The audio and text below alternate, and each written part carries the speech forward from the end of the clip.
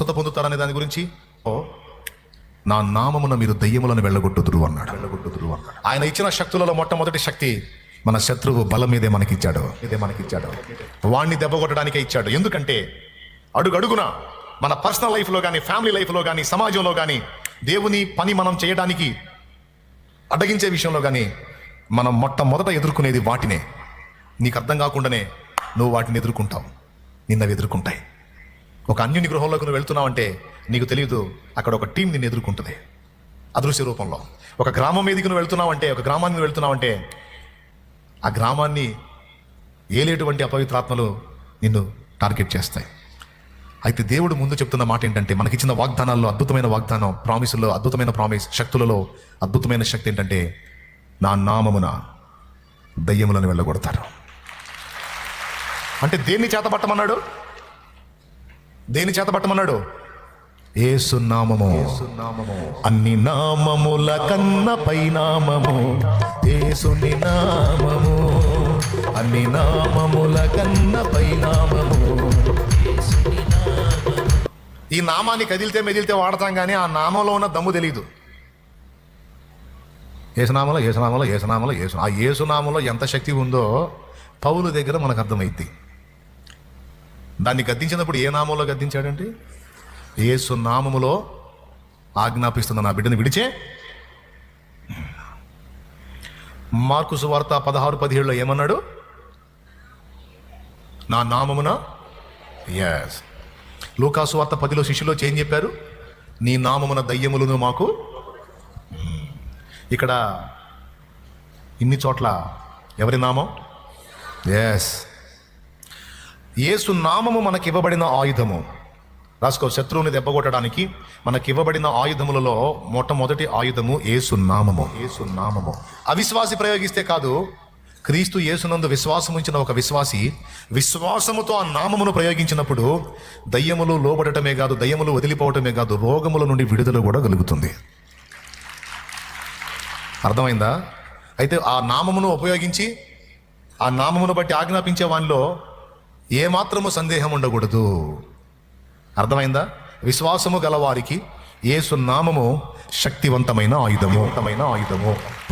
ఇప్పటిదాకా శత్రువు యొక్క బలాన్ని గురించి మాట్లాడా, వాడి శక్తిని గురించి మాట్లాడా, వాడి యుక్తిని గురించి మాట్లాడా, వాడి పనితీరుని గురించి మాట్లాడా. ఇప్పుడు వాడిని దెబ్బగొట్టే సంగతులు చెప్తున్నా వినండి. వాటిలో మొట్టమొదటిది, వాడిని ఎఫెక్ట్ చేయడానికి మనకు కావలసినటువంటి ప్రప్రథమమైన ఆయుధము యేసు నామమందలి విశ్వాసము. ఆ నామమును ఉపయోగించి గద్దించటం.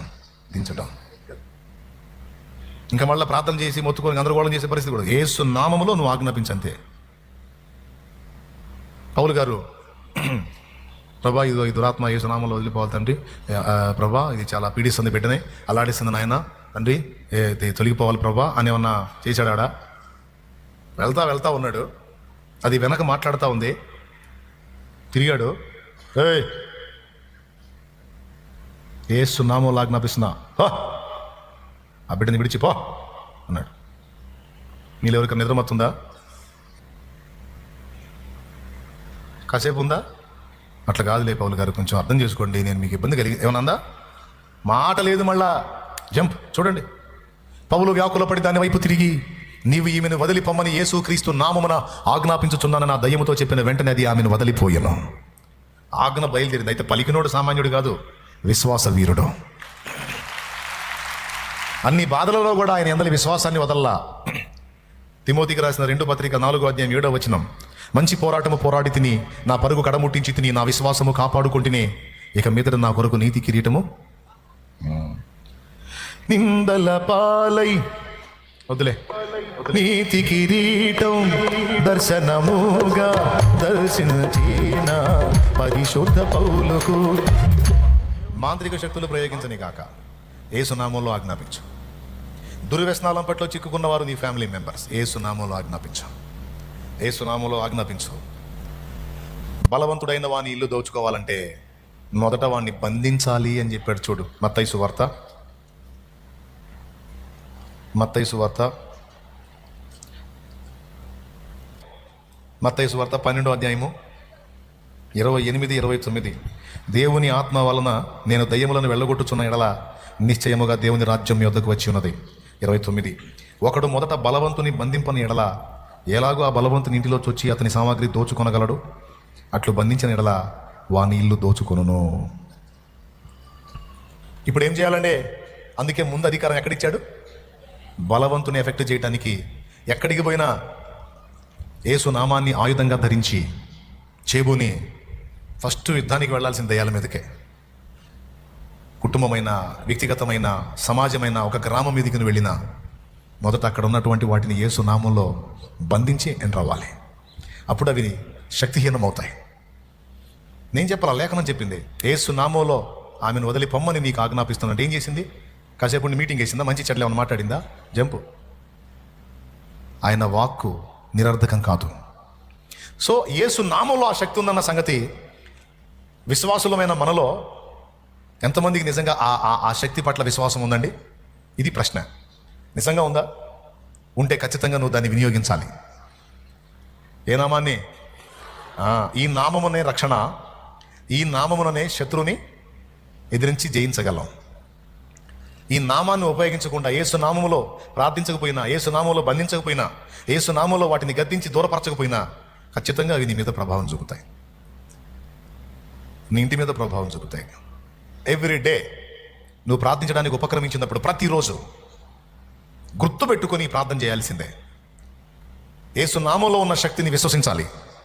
ఆ నామాన్ని ఉపయోగించినప్పుడు నిష్ఫలం కాదని ఎరగాలి. కానీ ఆ నామంలో కూడా శక్తి లేదు అనే భ్రమ వాడగలిగి తెలుసు ఇతను. కానీ ఆ ఛాన్స్ ఇవ్వకూడదు. యేసు నామము మహిమపరచబడిన నామము, హెచ్చింపబడిన నామము, తండ్రి అయిన దేవుడు ఘనపరిచిన నామము. అన్ని నామముల కంటే పై నామము. ఏ నామాలున్నా కింది నామాలే. ఆ నామానికి లోబడాల్సిందే. కాబట్టి చెప్తున్నాను ప్రియమైన బిడ్డలారా, మొట్టమొదట దేవుడు శత్రువుని ఎదిరించడానికి మనకి ఇచ్చిన ప్రథమమైన ఆయుధము ఆయన నామం. రెండవది ఆయన వాక్యం. దేవునికి స్తోత్రం. ఆయన నామమును విశ్వసించుట, నామములో ఆజ్ఞాపించుట. రెండవది ఆయన వాక్యం. ఈ వాక్యం మనకి ఖడ్గం అన్నాడు. ఎఫెసీ పత్రిక 6వ అధ్యాయము 15-16 వచనాల నుంచి చదువు. డాలు పట్టుకొనుడి, దానితో మీరు దుష్టుని అగ్ని బాణములన్నింటినీ ఆర్పుటకు శక్తిమంతులగుదురు. మరియు రక్షణ శిరస్త్రాణమును దేవుని వాక్యమును ఆత్మ ఖడ్గమును ధరించుకొనుడి. వాక్యమనే ఖడ్గమును పట్టుకొని, వాక్యమును ఆత్మ ఖడ్గం అన్నాడు. వాక్య ఖడ్గం ఎందుకు తెలుసా? ఈ దయ్యాలు బోధలు చేస్తాయే, వాటిని నరకటానికి, దుర్బోధలను నరకటానికి వాక్య ఖడ్గం. ఎందుకంటే ఆ రూట్లో వస్తాయి. డైరెక్ట్గా అటాక్ చేసిన అనుకో, యేసు నామం ఒక ఆయుధం. యేసయ్య నామమే బలమైన, ఓకేనా?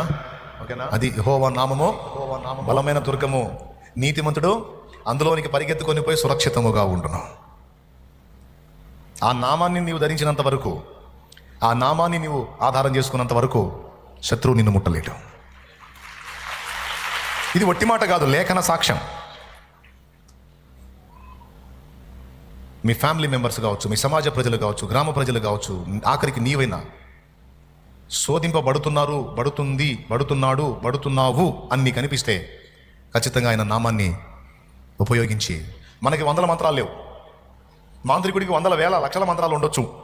యాకోబుల మంత్రం లేదు. మనకున్న ఒకే ఒక్క శక్తివంతమైన ఆయుధం యేసు నామం. కొంతమంది నా దగ్గరకు వచ్చి, అన్న మా మీద ప్రయోగతంతు జరుగుతుంది, మా మీద నిత్యం మంత్ర ప్రయోగాలు చేస్తూ ఉన్నారని కొంతమంది పాపం బాధలను అనుభవిస్తున్న వాళ్ళు పంచుకోవటం నేను విన్నాను. మీకు ఒకటే సమాధానం చెప్తున్నాను. వాడు మంత్రాలు నీ మీద పంపిణీ చేస్తూ ఉంటే నీవు చేతగాక కూర్చున్నావా? మోకాళ్ళుని రివర్స్ యేసునామాన్ని ప్రయోగించును. నీకు ఆయుధం ఇవ్వబడింది. యేసునామమున వాటిని నాశనం చేస్తున్నాను. యేసునామమున ఆ పంపబడుతున్న దురాత్మలను బంధిస్తున్నాను. యేసునామమున మాంత్రిక శక్తుల ప్రయోగ తంతులని యేసునామములో నాశనం చేస్తున్నాను. అవి నిర్వీర్యమైపోవును గాక, నిష్ఫలమైపోవును గాక. ఆ కీడు తలపెట్టిన వారి దాన్ని ఎఫెక్ట్ పొందుతురు గాక. ఈ మాంత్రికత్వాన్ని గురించి వేదంలో కూడా రాస్తుంది. దేవుని చిత్తం అయితే మీకు చూపిస్తాను నేను. వాడు ప్రయోగించిన ప్రయోగతంతో వర్కౌట్ కాకపోతే అది వాన్నే నాశనం చేసిందట. చదివా నేను, మొన్ననే అండర్లైన్ చేసి పెట్టా మీకు చూపించాలని. అభిచార క్రియ బిడిసిందంటే ప్రయోగించిన వాడు డ్యామేజ్ అవుతాడట. చదివా, చూపిస్తాను మీకు తప్పకుండా. ఇప్పుడు నువ్వు యేసు నామం, ఈ నామం కింది నామం పైనామా? శక్తిహీనమైందా శక్తివంతమైందా? వాడు లక్షల మంత్రాలు చేసుకుని కాక ఒక్క నామం చాలు అన్నిటికీ సమాధానం చెప్పడానికి. సేవ చేయడానికి పరిగెత్తుతారు. తప్పులేదు, భారం ఉండాలి, ఆరాటం ఉండాలి. ఆవేశాలతో పరిగెత్తి ఏదో చేసేద్దామంటే ఏది కాదది. తెలుసుకొని అడుగులు వేయాలి, లేకపోతే బలిగాక తప్పదు. అపోస్తలులంతటి వాళ్ళకే ప్రభు చెప్పాడు, నా వలన వినిన వాగ్దానము నేను మీ మీదికి పంపుతాను. తండ్రి యొక్క వాగ్దానం, పరిశుద్ధాత్మ మీ మీదికి వచ్చేంత వరకు, మీరు శక్తి పొందుకునేంత వరకు యెరూషలేమును విడిచి వెళ్ళొద్దు. ముందు శక్తితో నింపబడండి, తర్వాత సేవకి వెళ్ళండి అన్నాడు. అపోస్తల కార్యములు 1వ అధ్యాయము 7-8 వచనములు. రాసుకో తమ్ముడు, అయిపోయింది, ఇంకా కూటం అయిపోతుంది. మా ఓపిక లేదు, ఇంకా దేవుడు ఇచ్చాడు ఎట్లా ఓపిక. వాస్తవంగా ఫీవర్ ఉంది నాకు, ఇక్కడ రాగానే ఫీవర్ పోయింది. వాడు ముందే స్కెచ్ గీసాడు, ఈరోజు నేను చెబుతానని. వాడు గుట్టు బయట పెడతాను కదా, అందుకని వాడు ఈరోజు ఈ మాటలు అనుకుంటున్నాడు, వీడిని డ్యామేజ్ చేయాలని చాలా కష్టపడ్డాడు పాపం బిడ్డ. నేను బలహీనుండే కానీ నన్ను పిలిచినోడు బలవంతుడు కదా. దేవునికి మహిమ. ఏం చదవట్లేదు ఎవరు? అపోస్తల కార్యం 1వ అధ్యాయం 4వ వచనం. ఆయన వారిని కలుసుకొని ఇలాగ ఆజ్ఞాపించును, మీరు యెరూషలేము నుండి వెళ్ళక నా వలన వినిన తండ్రి యొక్క వాగ్దానం కొరకు కనిపెట్టుడి. యోహాను నీళ్లలో బాప్తిస్మం ఇచ్చిన కానీ కొద్ది దినాల్లో ఇక్కడ కూర్చున్న సేవకులు కానీ, అది కదా అక్కడెక్కడన్నా కూర్చొని యాల్నైట్లో విందాం వాక్యం అని వచ్చిన దైవజనులు కానీ వినండి, లైవ్లో వినేవాళ్ళు కానీ అందరూ వినండి. దేవుని నామంలో ఏదైనా ఒక పనికి పూనుకున్నప్పుడు, సువార్త కరపత్రాలు ఇవ్వడానికైనా, సేవ చేయడానికైనా, సత్యదర్శన పుస్తకాలు పంచడానికైనా, ఏదైనా దేవుని నామంలో ఒక పని చేయడానికి, సేవ చేయడానికి నువ్వు బయలుదేరితే ముందు దేవుడు చెప్పిన మాట ఏంటో తెలుసా? మొదట శక్తితో నింపబడండి. అపవాది తంత్రాలను ఇరిగి ఉండి వివేచన కలిగి వాటిని తిరిగి దెబ్బ కొట్టడానికి కావలసిన పరిశుద్ధాత్మ జ్ఞానం, దేవుని ఆత్మ జ్ఞాన వివేచనలకు ఆధారమగు ఆత్మ. నిజంగా ఆయన సహాయం లేకపోతే నేను ఎప్పుడో హుష్పటాక్. ఎప్పటికప్పుడు ఎక్కడికక్కడే వెనకడిగేయొద్దు. కుట్ర జరుగుతుంది, ధైర్యంగా ముందుకెళ్ళు. నేను నీకు తోడై ఉన్నా, నా నామమును బట్టి నువ్వు చేయొచ్చుకో. ఎన్నోసార్లు ఇక నా స్టోరీలు గోల్డ్ అన్నీ ఉన్నాయి చెప్పడానికి, తెల్లారిద్ది. మళ్ళీ మీ నడువులు ఇప్పటికే చాలా వరకు పాపం.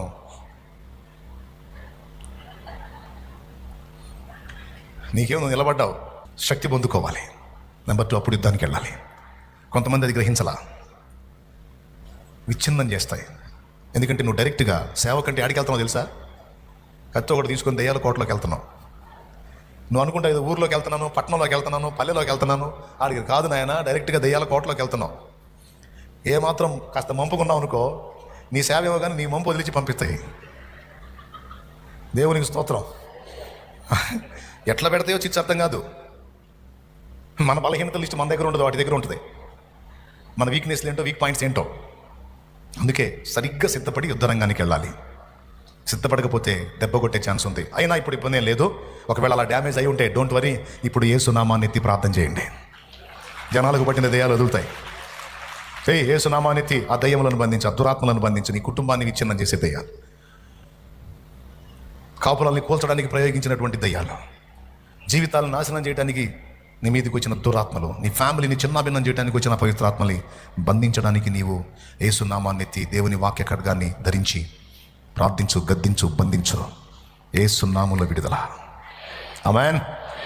రోగముల నుండి కూడా విడుదల యేసు నామములో. సాతాను బంధకాల్లోంచి విడుదల యేసు నామములో.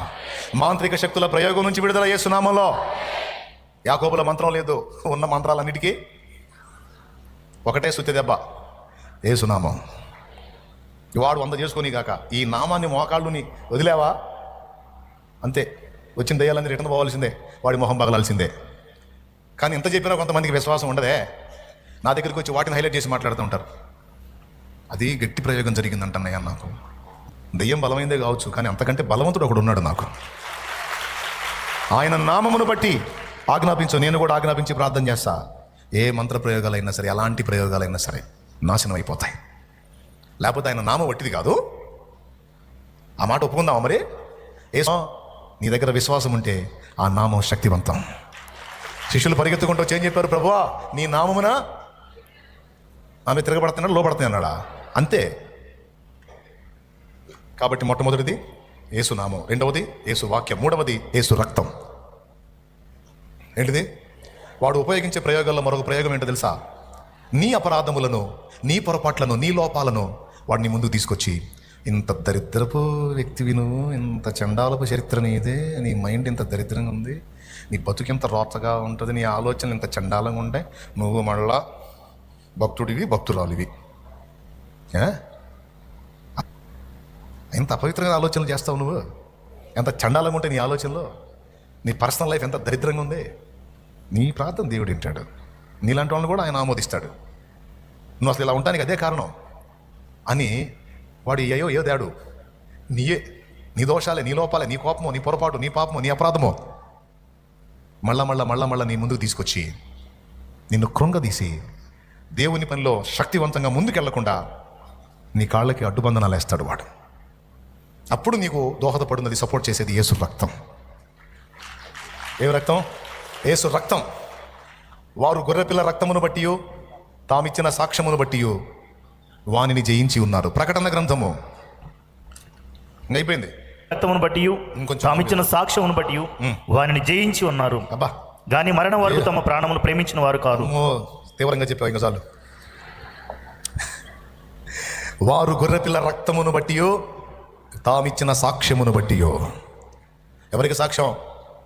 నీ మనస్సాక్షికి సాక్ష్యం ఇవ్వు, సైతానుకు ఇవ్వు, యేసును గురించి లోకానికి సాక్ష్యం ఇవ్వు. సైతానికి ఏం సాక్ష్యం ఇస్తావు తెలుసా? ఒరే, నా దగ్గరకు వచ్చి నన్ను శోధిస్తున్నావు, నువ్వు పాపి, నువ్వు అట్టా, నువ్వు ఇట్టానే. నా పాపముల కొరకు ఇదిగో ఆయన రక్తము గార్చాడు, నా అడుగులు జారినాయి, తడబడ్డా, తిరిగి దిద్దుకున్నా, ఆయన పాదాలు పట్టుకున్నా, ఆయన రక్తంతో కడిగాడు. ఆయన నేను సమాధాన పడ్డావు, నా మనసాక్షి నిమ్మలంగా ఉంది. నీకు వచ్చిన బాధేంద్ర సైతాన్, యేసునామలో నా పాపములన్నీ ఆయన రక్తములో కడగబడ్డాయి.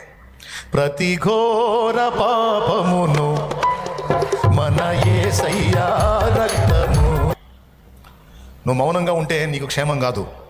నువ్వు నోరు తెరచి యేసును గూర్చి మాట్లాడు. చాలామందికి తెలియదు. ఇప్పుడు రాసుకో, ఇక నేర్చుకో, ఇక పని చెయ్యి. యేసును గూర్చి సాక్ష్యం ఇవ్వటం నేర్చుకో. ఎందుకంటే మన జయ జీవిత రహస్యంలో నీవు సాక్ష్యం ఇచ్చుట కూడా ఒకటి, అది కూడా ఒక ఆయుధమే. యేసును గూర్చి, ఆయన రక్షణ కార్యాన్ని గూర్చి, ఆయన శక్తిని గూర్చి, ఆయన విమోచన ప్రణాళికను గూర్చి నీవు, నేను, మనం సాక్ష్యం ఇవ్వాలి. సాక్ష్యమిచ్చేదా మన స్వామి యేసు దేవుడంచు, సాక్ష్యమిచ్చేదా